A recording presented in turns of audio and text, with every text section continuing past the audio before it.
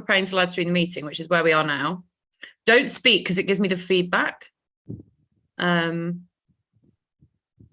going to be here. Got it.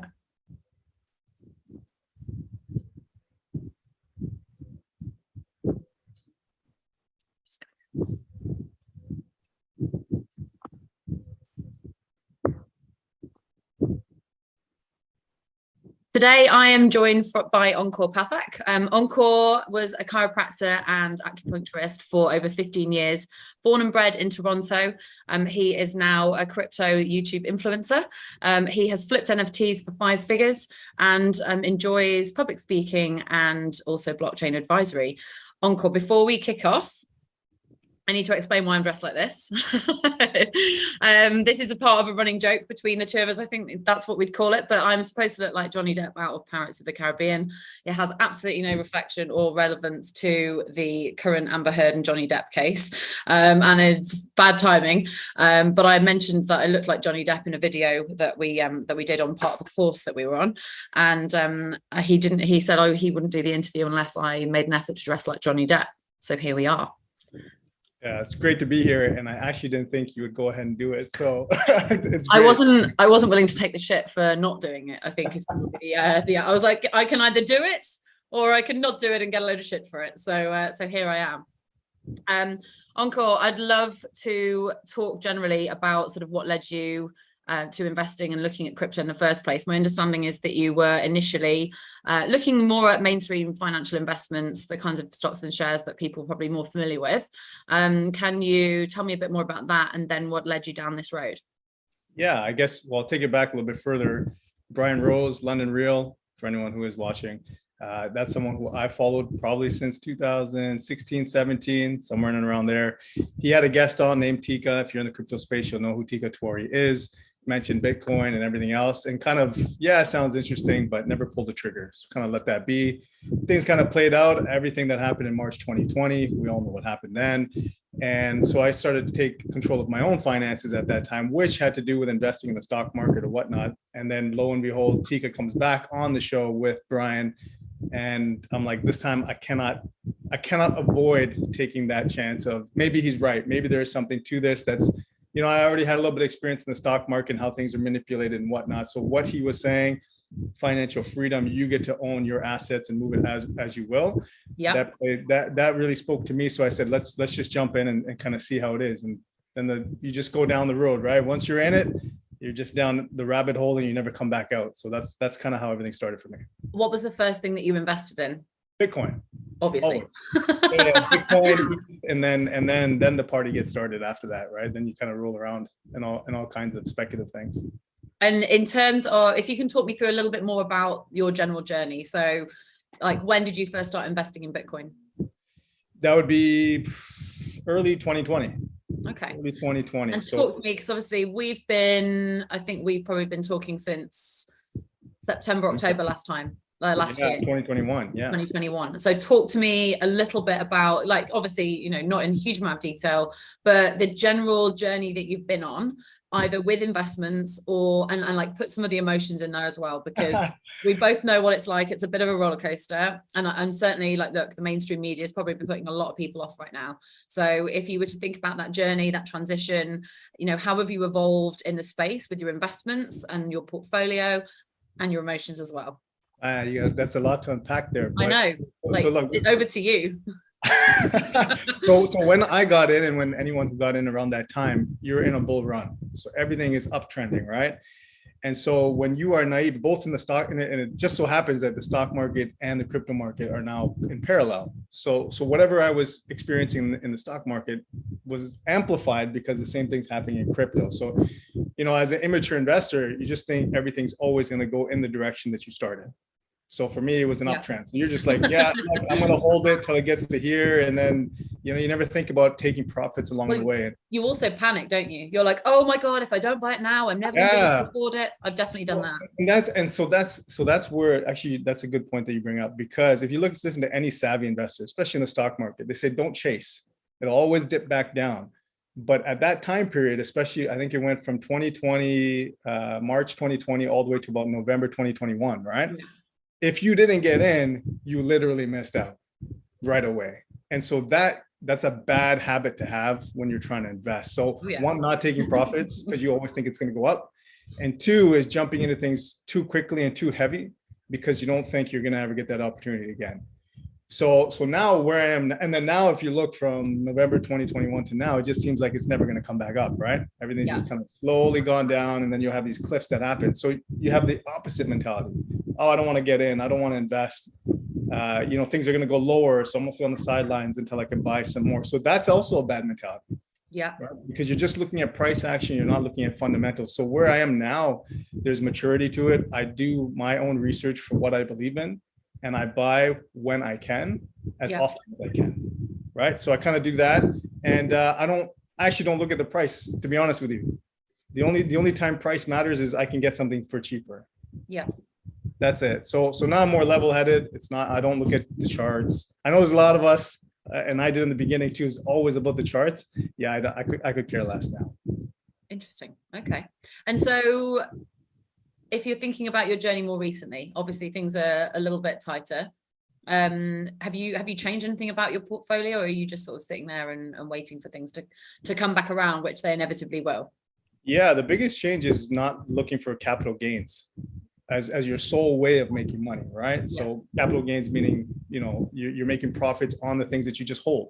So now it's about passive yield. So we talked about a few things in terms of passive yield. And so that's kind of what we have before. I was thinking about our nest. I was thinking about our fire nest, but we went. Yeah. So that's one part of it, but there's so many different areas. And I think one of the things I learned is you have to dabble. Right, you have to invest in certain things to understand it, right? And I can't remember who brought it up, but it was like investigating by investing. That's the only way you can really do your research, is if you have skin in the game. You can read everything you want, it doesn't really mean anything, right? So in terms of portfolio, you were saying? Oh, I was going to say, well, ultimately that's been my sort of, they're my best lessons, right? It's about not putting all your money or all your eggs in one basket, and actually being comfortable with maybe like putting $50 worth of something here and putting $50 worth of something there, and actually, seeing if it works and taking it out and see if that works, and just sort of making sure that, what it says on the tin is exactly what it does. Because a lot of these things they're new and they've been tried and tested, but it's quite minimal. It's not regulated yet, which is what's so great about it. But also, what gives us that risk element. Yeah. So, but I want to make this clear though. Regulation doesn't mean that you can't lose everything. So if you look at the stock market, it's heavily regulated, but things are down 60, 70, 80, even 90%. So that conversation always that, crypto's wild west. Nobody ever talks about the equity markets, the SPACs that happen, the dump that's been happening now. Yeah, right. And so I always find that very interesting that the headlines are always heavy on crypto not being regulated, as if that's a safeguard. But meanwhile, everyone's losing everything that they have in their 401ks or anything like the retirement savings. Well, we know why that is at the end of the day. The big banks and the big media outlets, they're all in bed together. So, in their best interest to say that it's not regulated, because that's the direction they want to go in order for them to have a finger in that pie, right? Or take all of it, take all the pie. Of course, right? So going back to your portfolio setup question, it's I'm heavy in Bitcoin and ETH. Those are my gold standards. I don't deviate too much from them, but more about now passive yield. How can I get stuff in this bear market? Because when you're in a bull market, there's money to be made hand over fist, right? You can pretty much close your eyes and you're good to go. But this one, it takes a little bit more. So you have to be more measured, right? You got to have a little bit in Bitcoin, a little bit in ETH, a little bit in stable coins, all passive yield, all kind of stuff. So just have a mindset. And I will say, don't be afraid to change your strategy either. Right? You hear someone say you should have 50% this, 25 this, and everyone just kind of focus, and it may not be your thing. What do you love about crypto? Oh man, there's so much stuff that I love. First of all, the community. Yeah. All right. Now, with all this Luna stuff, things got a little divisive. So I didn't like that. I don't like people hating on other people. But prior to that, it was very supportive. All right. So you have the NFT communities, you have the individual projects and their protocols. Everyone's just trying to gain awareness. And it's very rare for anyone who are older, being in our industries, people don't usually support everybody else. It's let me get mine, and I need to push people down to get up to where I need to. Crypto is much different. It's very youthful, very energetic, and very supportive. So that's one part I like. Two was you get to just control your own assets. I don't have to go ask for anybody for permission of if I want to transfer from one place to another. Yeah. I don't have to tell them why. Right? I don't have to wait 3 to 5 business days. You know what I mean? Like I don't. So they can spend your money on something else. and they're going to take a piece of it. Yeah. Right. Even if I don't do anything at the bank, they take their fee for the month. So there's so many different things, and just the learning curve. That's what really drew me to it. It's something completely foreign, and to actually figure it out, be a rookie, and have that rookie mindset when you're in there. That's what really drew me. Yeah. The entire space. Yeah. So you mentioned community and you've mentioned NFTs, but we haven't really sort of talked much about NFTs yet. And certainly you know me, I'm not a huge NFT fan. You've come a long way though. I know, look, I have come a long way. I really like the use cases, and I do like the community. I suppose I don't have the bandwidth to spend loads of time looking at different projects, which I guess if you're spending more time on it like you are, yeah, you can probably, and I'm not going to flex my NFTs online, like that's just not my vibe. So if you're thinking about NFTs, talk to me about the success that you've had with NFTs, and then we can maybe talk about a few specific projects if there's anything you want to cover. Yeah, so I kind of fell into my success as opposed to trying to flip an NFT on purpose. So I'm a sports fan, huge sports fan. For anyone who knows who Tom Brady is, that's my guy. So I bought an NFT from him, from his platform called Autograph. So he is the chairman of his company that deals with sports related NFTs. Yeah. So purchasing his NFT, they did all kinds of things where you could get mystery boxes after that once you have your initial one. So in one particular mystery box, I ended up getting the most valuable of the next collection. Okay. And so based on that, you collect a few more and you get a statue. Tell me what a mystery box is for anyone that's listening that doesn't really understand that. So you will get it really is a mystery box. You get an NFT of a box and you have no idea what NFT is actually inside there. So it's like just randomly generated, right? Yeah. So what they'll do is, this particular format was they will release a collection of 5. Okay. And if you collect all 5, you get a statue, a particular type of statue. But there's tiers to every little one, right? There's platinum, there's sapphire, there's ruby, whatever it is. So ruby is the most expensive. And in my mystery box, I ended up getting one of the 5, which was a ruby. Okay. So that made me collect the rest of the 4, and I ended up getting a ruby statue. There was only 25 in the entire platform that'll ever be made. Signed, all this video, NFT, all that kind of stuff. Really nerdy stuff, right? So anyways, what happened was you can list it. You can list it for sale, and people can buy as they please. Where would you list it for anyone who doesn't know? Because you want to make money. And whereabouts? So that would be on OpenSea? Was it on that network? No, it's well, they were doing it through a company called DraftKings. Okay. So DraftKings has their own marketplace. Okay. So they're linked with Autograph to actually provide that marketplace. Yeah. Okay. And so you list them, and then you can change your price. You can kind of leave it there and whatnot. So I purchased it, and then I had listed it, and then what ended up happening was Tom Brady actually retired. Yeah. Okay. So there is a lot of buzz around that. I actually kind of forgot. I remembered at one point I should probably change my price, and then, getting caught up in everything else, forgot that I listed for a certain price. And lo and behold, it got sold at that price. And so I ended up making about 20,000 US in profit on that. Funny enough, I look back now and nobody can even sell for 12,000 US. It was just that particular time period. So what had happened was everyone started bumping their price up, and mine was the lowest. Yeah. So some would say you're blessed. I got lucky there. 100% I got lucky, but that showed me that you got to take profits. And was that a catalyst for you and your kind of journey with NFTs? Yes and no. Yeah. Okay. I would say that it gave me more enthusiasm for the space, but I enjoyed it anyway. Right. And then I've moved on now to more art related NFTs that speak to me. So you talk about bandwidth for NFTs. Yeah. Really, I tell people you treat them like you would any cryptocurrency, right? You follow it for a while. Yeah. And you just see what's happening in there. So that's what I do now. I just follow a bunch of projects. So my next question is, what is it about NFTs that you enjoy? Because it is a very niche, it's not a niche area, but it is its own area of crypto. So, what is it you like about them, and what are the kind of projects that you've invested in, and why? So I do like the art. I'm not an artist. I don't have paintings. I don't have pictures. I don't care for any of that. Are you flexing online? No, I don't flex. I mean, maybe it's because I don't have them rare enough where I can flex them at all. So I don't know. I enjoy the art, but I enjoy the community. And what people don't realize, all the perks that come with it. So you can stake them, you can earn certain things with them, you get access to VIP events, you get the next collection that comes out, you get a free one. Like all these things you don't think anything of, you just think it's a flexing online for that one particular NFT. Not you, but in general, right?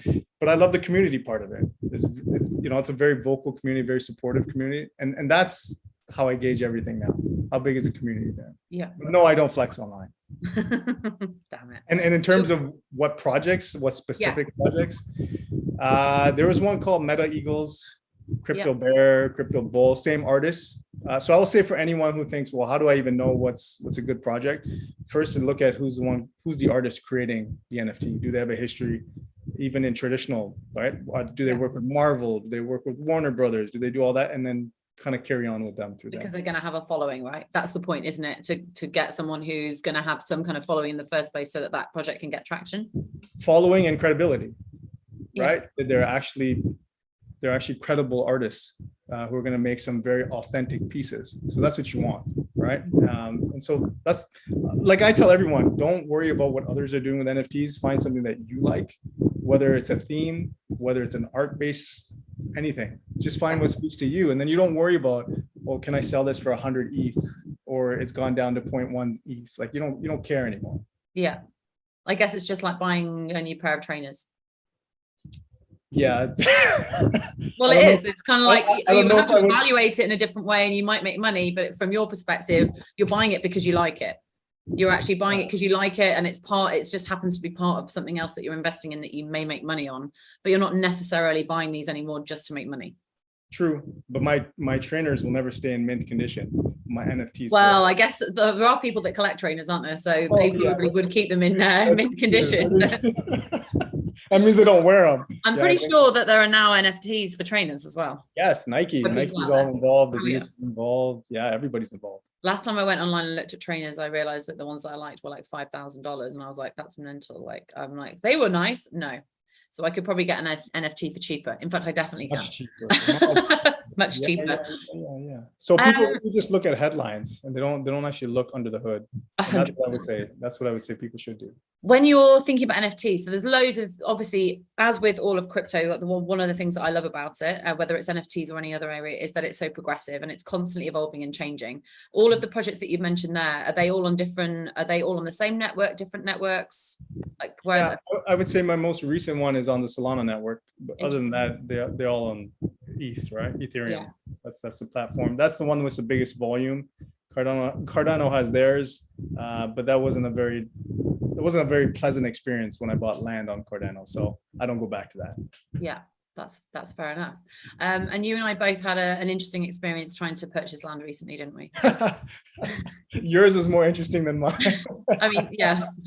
How are you feeling about that whole process? Without mouthing the project, of course. Look, honestly, if you weren't dedicated and it didn't happen to you, if it didn't go through the first time, you probably wouldn't continue to do it, right? That particular project, right? And I don't know if you want to mention it, but Gaia Everworld. I think what's interesting is, like, I think I can see what the project could be and the graphics and the kind of the future of the project, but I think they really they're in their infancy in terms of development, and it's so early stage now compared to maybe other projects like the Sandbox or some of the more popular ones that seem to be they kind of already did a lot of their development before they went to market. And I think maybe Everworld being a slightly smaller project, they've decided to do it the wrong way. Maybe it might be the right way around for us now we're actually in it, but like in terms of how they did it in the first place, they kind of didn't develop the platform well enough in order to deal with the volume when people were trying to mint their kind of original whitelisted land. So it was a very clunky experience. I almost gave up, and I've ended up with like random plots of land, but hopefully one day they'll be worth something. But it was, again, probably one of my more expensive investments, considering the general feeling that I got from the process, and like my distrust of that off the back of that, but a great learning experience again. Yeah, and look, that whole experience, I don't care to buy land. But again, yeah, 100%. Even if it was a smooth process, like I don't have an affinity for buying land. It doesn't excite me. There's no enthusiasm. But again, it's part of dabbling, right? I've been a part of the process. Who knows what will happen in the future with that particular project? But at least you're not familiar with how it kind of works. Oh yeah. That's what I think. That I'll go back to what you said. What do I love about crypto is that there's so many different places to explore. And what I find funny is when people kind of talk down about another sector in crypto or another niche. Yeah.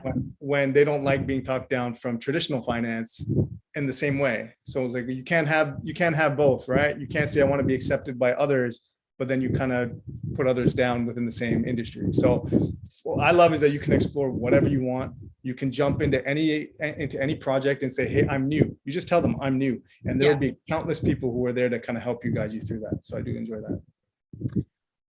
What are you looking at the moment? So what are you looking at the moment? Because obviously the market's in a bearish cycle. You know, it's not the highest it's been for a while. And, you know, there's obviously a lot of noise. There's been some challenges around Luna. The media are obviously telling us that it's all a terrible idea. Where's your head at? How are you feeling about it? Like, what are you looking at the moment? Yeah, so I won't touch too much on Luna. I think everyone kind of knows Luna and everything like that. Where my head is now, I mean, obviously we went through London Real, the Academy and the Kings, and then I kind of went on to doing the investment club. So where my focus now is being an early stage crypto investor.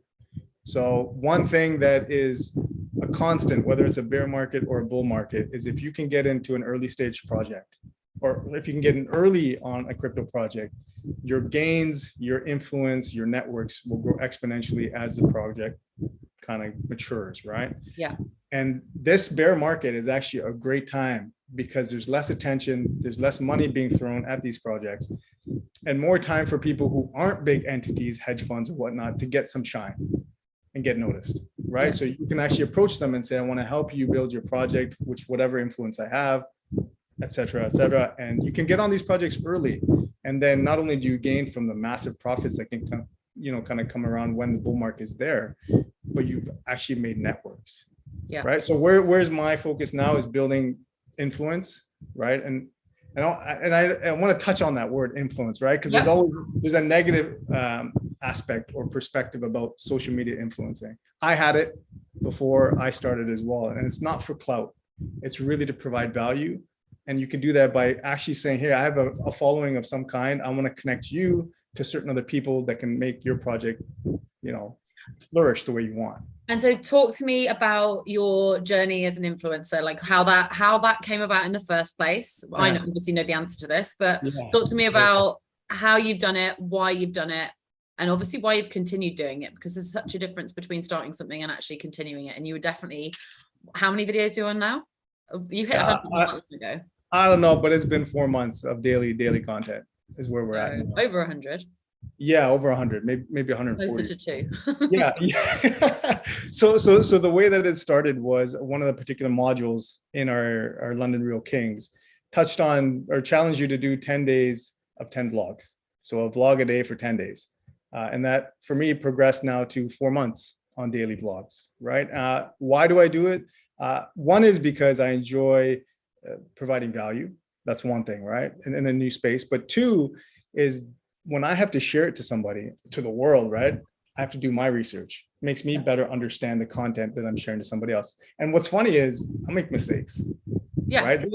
There'll be comments that'll correct me, and that's great. That's what I want, right? I want that. I want it to be transparent. That's the whole point of that.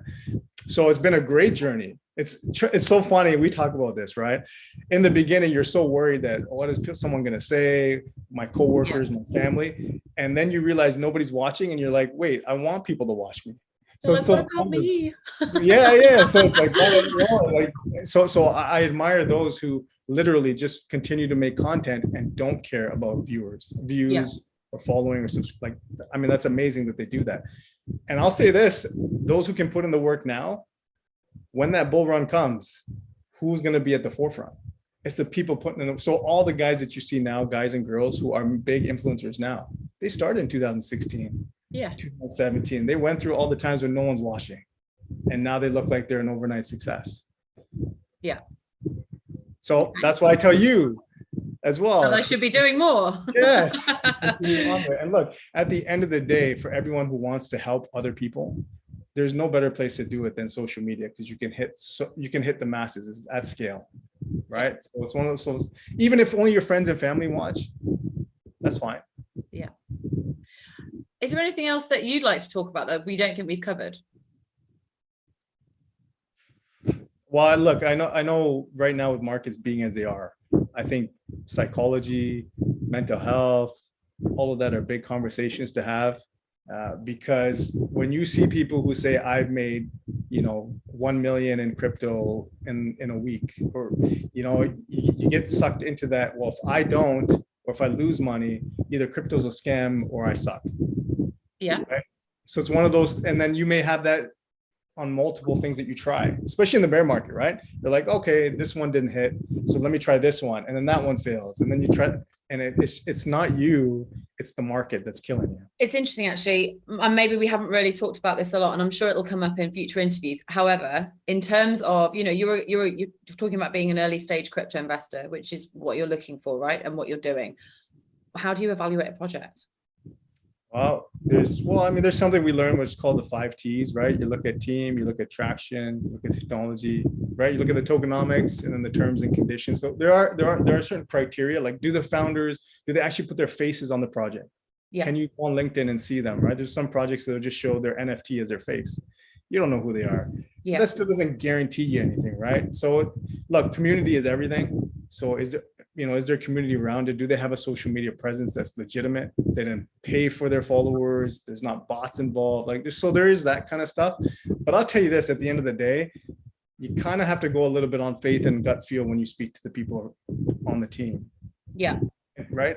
And just, again, you don't invest more than what, I always find that funny, right? You don't invest more than you can afford to lose. Like, no one wants to lose anything. I don't care if I don't want to lose $100, right?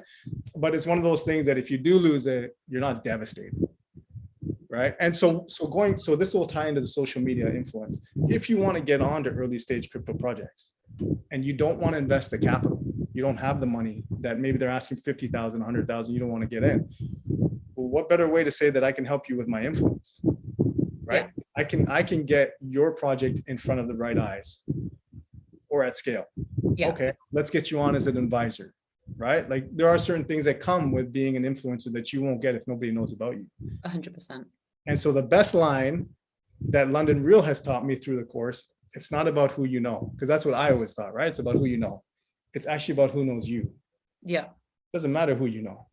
If they don't know you, they're never going to do business with you. So that's what I would leave at. Thank you. I think that's probably a wrap, isn't it? Yeah, I guess so. I don't know. If anyone wants to follow Encore, which they absolutely should, because he has a wealth of content, then YouTube is Tomorrow Never Comes. Yes, tomorrow. And why are you called Tomorrow Never Comes? We probably should have opened with that.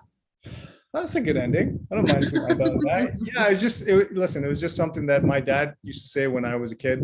The same, take out the trash, go clean this, go clean that. And my default was always, we'll do it tomorrow. Don't worry about it. And so him being an immigrant, blue collar immigrant from India, he didn't understand the concept of later or tomorrow.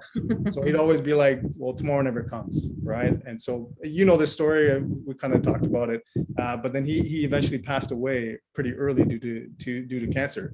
And so his tomorrow literally did not come. Yeah. And, and unfortunately to say that, or the reality is it's going to be all of us at some point. 100%. And especially in relation to this market, because, yes, whilst now might seem like a bad time to get in, if you wait too long, it'll be an even worse time to get it, because everything will be way more expensive. And obviously there is regulation coming and there is all those other things, but I feel like the next couple of years is really where we're going to be able to really capitalize on that. And actually it's probably the biggest opportunity. As Brian says, is it the greatest dislocation of wealth? Is that what he says? I think it's yeah. Brian Rose. Well, look, I'll put this into context. Where we are is about 200 to 300 million crypto users, and that's the same as where the internet was around 1997, 98. So if you can look back and say, I could have got into the investing portion of anything internet related then, and where you'd be now, you have that opportunity now. Absolutely. So tomorrow never comes. Let's not waste that. And when I say tomorrow never comes, that doesn't mean, well, go do everything on your bucket list that's pleasant, right? No, the part of learning, getting involved, losing some money in this crypto space, all of those are painful experiences. Those are things you want to experience today, not 10 years from now, right? Hell yes. That's where I go. Thank you so much for your time. Thank you for having me. And I love the Johnny My Depp. absolute pleasure. And I didn't even get to go R at any point, but never mind. There'll be more times, I'm sure. Thank you. Thank you so much, Rachel. Thank you. Give me a sec. The part of learning, getting involved, losing something. Oh, I think that would have just gone on there then. Can you see me, hear me? Hello? Oh no, we're still live. I don't know why we're still live. How can we still be live?